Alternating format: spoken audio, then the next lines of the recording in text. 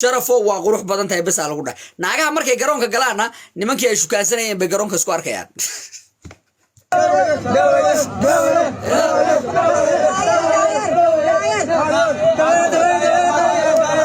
waxa iga daran badaanyeerka dhexdu xirtay balaayu iska dhigaya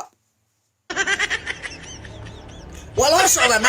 sagaal naag la hor socda hal naag oo isaga rabta kuma jirto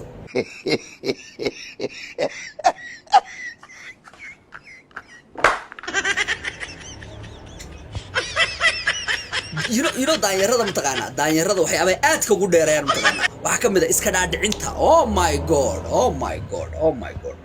daanyeer hadduu ku dhaho waxbaan iska dhaadhicinaya baraado ku dhamaata waa ku dhamaatay aan ku dhahay daanyeerka suu wax iska dhaadhicinay ma welaysan karaysid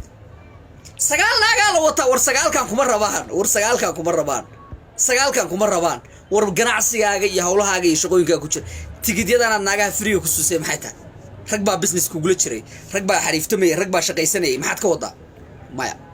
boosaaso daayarada ku badaya daayarada too much taliyo ku jeeda brother you understand so iska dhaadhicin waaye wax uusan awoodin buu iska gadaya sagaal naag hadii calaatigidu $1 ahaa waa $9 meeqa lagu galaa ciyaaraha Soomaaliya garoomada waa meeqa waa xisaabta waa meeqa garoonka meeqa lagu galaa marka ciyaar jirto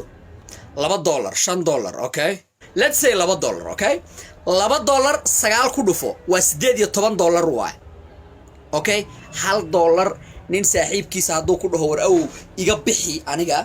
oo maxal dhijiri saaxiibka baan hay saaxiibo u taageer waa habarteed bay ka tahay okay guys you have to understand daanyarnimadan dhibaatada ay leedahay waxa mataqaana $18 buu oo free ugu sameeyay maxal dhijiri ninkan naagahan hal nin oo saaxiibkiisa haduu dhilaa walaalo igu gali garoonka freena kamu yeeli lahayn that's the problem daanyeerku markasta waxbuu iska dhaadhicinaya meeqa ciyaar bay kula tahay ninkaas inuu free ku soo gelinayo habraas daalan meeqa ciyaar $10 ciyaaraha qaar $5 $6 xataa free buu ku soo gelinaya you have to understand daanyarnimada dhibkaan ay leedahay guys like iska socdo okay daanyarada badankooda waxaan rabaa inaad sidaas sameeysiin okay waa inaad soo duubtaan okay waxa ka sii daran dhammaan naagaha uu soo geliyay garoonka kulligood waxay wataan indha shareer way jaakirayaan iyay ka jaakirayaan taas micnaheedu waxay tahay ninka soo geliyay maaha naagaha niman kale u diyaarsan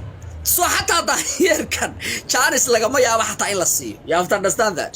daanyarkan Janice xataa lagama yaabo in maxaa la dhigi jiray hadii aan la diisii saari hadii aan la shukaansi intaba lama siinayo way og yihiin waa daanyeer wax uu gudo iyo wax uu galatoona ma jirto kulligood naagaha indha shareer bay wataan way isqarnayaan dacwo kama aha diintoona okay indha shareerka way isku qarnayaan naaga